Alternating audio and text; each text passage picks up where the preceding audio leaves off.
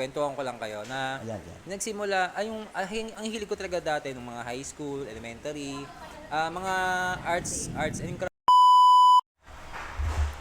Yo, what's up? Magandang morning, magandang hapon sa inyong lahat. Andito naman tayo at Amos interview ulit na. Ito, andito yung pinakamalupit na printing business ng Cavite, guys. At ngayon, tatanungin natin sila kung paano nga ba nagsimula ang kanyang negosyo. Yo, what's up? Magandang morning po. Boss, maaari po ba kang masali sa content ko? Excuse me. Ay, Yan, nandito Ay, na. ano yan? Busy po kasi Ay, to. diyan ka pala. Boss, pwede bang masali ka sa content natin? Kasi nakita kitang parang ikaw yung sikat na negosyante ng Cavite. Oh, sikat pagdating talaga? sa printing po. Hindi naman. Oo. Pwede po bang ipakilala yung pangalan mo at anong negosyo mo? Hello po sa ating lahat, no. Salamat sa ambush na interview nito na Boss Jeff. So, sa hindi pa nakakakilala sa akin, ako nga pala si Marqueo Mesa. Isa akong negosyante ng business ay printing services. Ayan. Boss Marqueo. Yes po. Maaari ba bang ikwento kung paano nagsimula yung negosyo? Ano bang kabuhayan mo dati? Bakit napunta ka sa printing business? Ayan, magandang katanungan yan, Boss Jeff. So, napakahabang istorya no paano ako naging pumasok ang business namin na printing services. Kasi hindi ko talaga to gusto, parang nung una, hindi ako nag-isip ng business na to. Actually, nag-isip nito ay yung misis ko.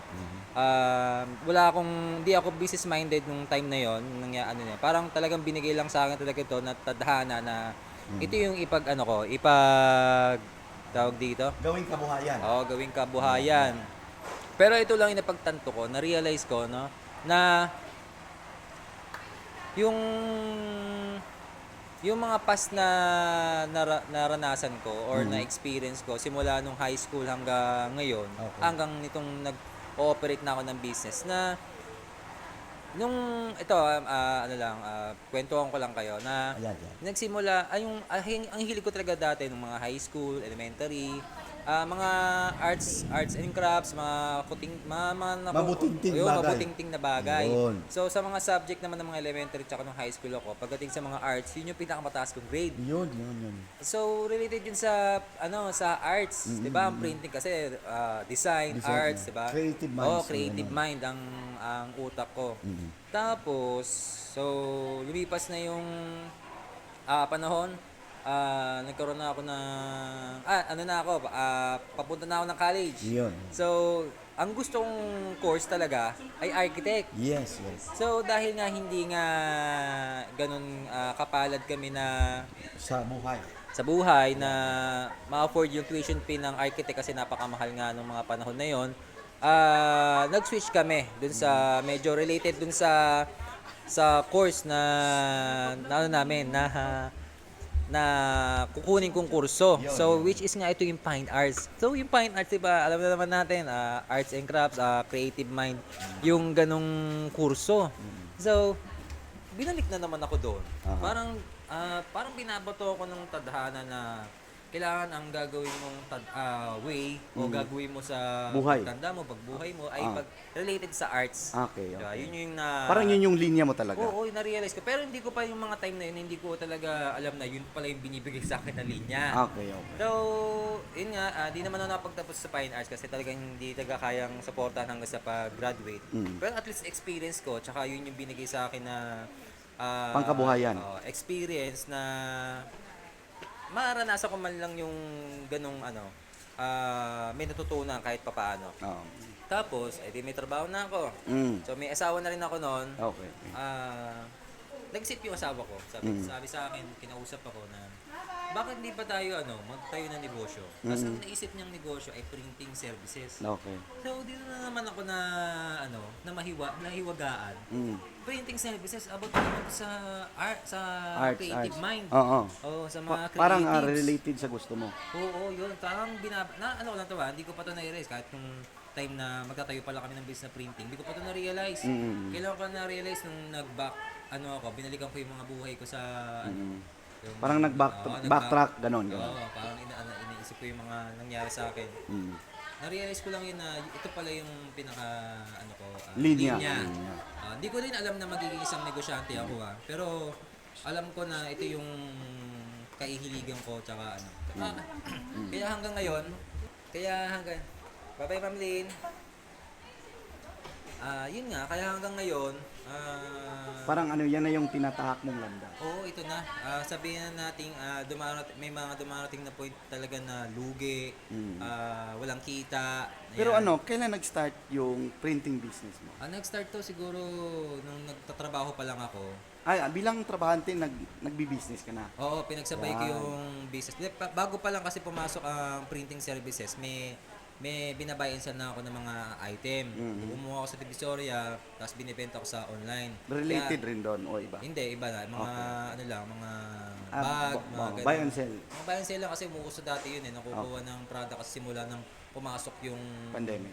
Hindi, pumasok yung tawag doon yung online selling, di ba? Yan. Doon pa lang pumutok yung online selling na yun Kaya may ano lang na at least kahit pa paano bago pumasok ako sa business, at least alam ko na kung paano magbenta through online. Kaya malaking benefits din yun sa akin na Pag-start ng business nag-start ng business na marunong na pala ako magbenta. Hindi ko pa mo. So, ilang taon na yung business mo ngayon? siguro kasi ang bilang ko kasi ng business simula nung nag-rehistro ako. Pero simula nung nag-start ako nang hindi pa ako nag-rehistro, siguro mga 3 years. Okay. Estimated ko yan. 3 years siguro. Magpo 4 years na siguro. Tapos ano ba? Anong ano mo dyan sa business mo? Anong mga pangarap mo dyan? Ano bang services na ino-offer mo? Para naman maliwanagan sila. Yun. Dati kasi marami akong services. Binawasan ko siya lahat. Actually, hindi naman lahat talaga ng services ng printing ay kailangang i-apply natin sa negosyo, sa lahat ng mga printing services. Yes. Ngayon, dati lahat talaga. Pero pumili lang ako ng mga possible na pwede kong core gift ko or yung mismo Yung talaga nakalinya. i-focus ko. Oo. Kailangan itong service na to, o ilang mga services ng printing, ito lang ipo-focus ko. Tapos nag-list din ako nilist ko talaga yung mga services. Tapos yung nag-focus din ako kung iilan lang yung mga Produkto. Yan. tsaka yung market ko. Market. Kaya binawasan ko kasi sa printing kasi talaga. Ang ano pala, focus ako sa mga product tsaka services ko ay related about sa sticker, basta about sa large sticker. format sticker, ayun yung mga Tarp, kinikater gumagawa namin. ka rin ng tarpaulin. Tarpaulin, pero hindi ko siya minamarket. Pero kapag hinihingi ng client, inagrab ko, tsaka inaano. Pero yung focus nyo, sticker, tsaka ano pa? Basta sticker, basta lahat ng ginagamitan ng sticker, Yan, large yan. format na sticker, mga services, yun yung minamarket namin. Yung ano, yung sa baso, yung mga ganon, yung didikit sa sticker, yung sa mga gamit, mga... Pwede naman yon basta hiningi ng client on request sa amin. Ano bang klaseng sticker yung ginagawa? Yung malakihang disenyo ba? Oo, Gaya ng ano, may sample kang, anong na-installan mo ng ano? mga namin, mga sineservice namin na mga sticker, mga large format sticker, yun yung mga yung nagbabalot ng mga truck ng sasakyan. Ayan pala Yun yun. yung mga basta malaki, about sa malaki. Pero meron kasing sticker label. Pero yung sticker label kasi,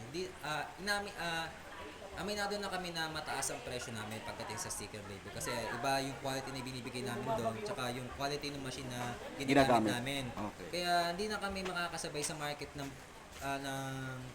label kasi napaka-bagsakan ng presyo niya. Kaya nag-focus na lang kami sa quality ng product na i-offer namin tsaka kung ano yung mga kinikater namin ng market na makakapit dun sa service tsaka sa quality na pwede namin itapat dun sa mga malalaking kumpanya na competitors namin. Tsaka marami pa mga sticker, wall sticker. Yung sa mga restaurant na sticker, kayo, maaari kayo magkabit Basta ng malaki yung mga makikita yung mga menu. Oo. Kaya kami rin yung gumagawa rin kami ng mga ganon. Sa construction site naman, mga street sign, yung makikita nyo ng mga street sign sa mga highway, expressway, yung mga reflectorized, luminous, basta about sa mga sticker. Lahat ng klase ng mga sticker, yun ang mga doon kami nagpo-focus sa maraming mga sticker. Basta about sa lahat ng sticker, yun ang mga kinikita namin. Oh, yun. Halimbawa may mga viewers tayo ngayon, yung mga sa vlog natin, na gustong ano ng serbisyo nyo. Paano mo sila makontak? Paano ka nila makontak ano mo yung Facebook page mo at mga contact number. Ayun. Sa contact number siguro hindi na rin ako magbibigay. Siguro doon na naman din sa Facebook page ko. No? Yan. Visit nyo na lang yung Facebook page ko na RGB Print Ads. Message nyo lang po sa page or meron na naman din yung contact number doon.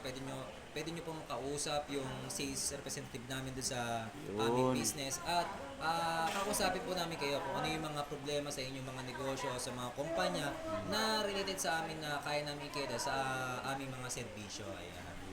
Ayan. Yun lang, Boss Marqueo, alam kong Yes, busy ka kasi may ginagawa ka pa ngayon at maraming salamat po at pwede mong i-shoutout yung business namin, yung pangmalakas ang pagdating sa Book ang Cell Salon. Yun. Parang kilala ko yung cell salon na yan. Yan. Parang yan ba yung sikat sa Digos tsaka sa Kidapawan? Oo, narinig na rin yan Kasi napakalupit nung nila, nung mga reels na ginagawa. Yung sumisikat content. talaga. Pumapalo ng million views. Yun. Yun ba yun? Yun ba yung lagi ko nakikita sa Yes mga po, ano yes ko po. eh? Hindi ka nagkakamali. Ah. Ano lang kasi, unahan ko na kayo sa content namin. Oo. Abangan yung mga content namin na malupit talaga yan. Siguradong makaka-relate ka. Di ba? So, i-shoutout nyo na po, Boss Marqueo. Ayun, shout out sa Cell Salon. Sa Kidapawan, 2 branch no? Sa Digos. Digos saka Kidapawan dyan At sa maaring next year, meron na tayo dito. Yun naman pala eh. Meron naman branch pala dito eh. Kaya ito yung napansin ko lang dito kay Cell Salon, no? Lahat ng mga pangit napapaganda. Yung buhok. Kaya yung buhok. yung buhok. Oo, kasi hindi kami nag-opera ng mukha. Kaya Sa buhok pala. lang, sa buhok. Ibig sabihin pala, yung asawa ko may pag-asa. Di ko pa nakita yung buhok niya. Pero yung mukha, nakita Yung mukha, ko na. may pag-asa. Yung buhok, okay. Sa amin, pwede yun. Yung mukha, may pag-asa? Hindi naman pangit yung kasi lahat naman, depende naman sa tumitingin yan. Kaya hindi ko rin masabi. Yun. Ganun ka solido yung Zell Salon, no? Napansin ko lang kasi yun sa mga nakikita ko kasi talagang pinapanood ko yung mga reels nila tsaka yung sa Facebook page nila, napakalupit. Maraming salamat. Nakapakalupit. Tapos may napansin lang ako doon, ano ba yung mga produkto nyo na mga ginagamit to? Parang napakamamahali naman yung mga product na ginagamit sa mga buhok nyo. Kasi bawat apply parang nakikita mo yung sa mga commercial, tsaka doon sa mga nakikita mo sa mga commercial, tsaka sa mga endorser. Parang parehas dun sa actual na nakikita ko sa video. Ano ba yung mga ginagamit yung mga product? Meron kasi kaming ako yung nag-i-interview. Napunta rito. Ayun na lang po. Bye-bye muna ha. Thank you, Boss Marqueo. Bye-bye.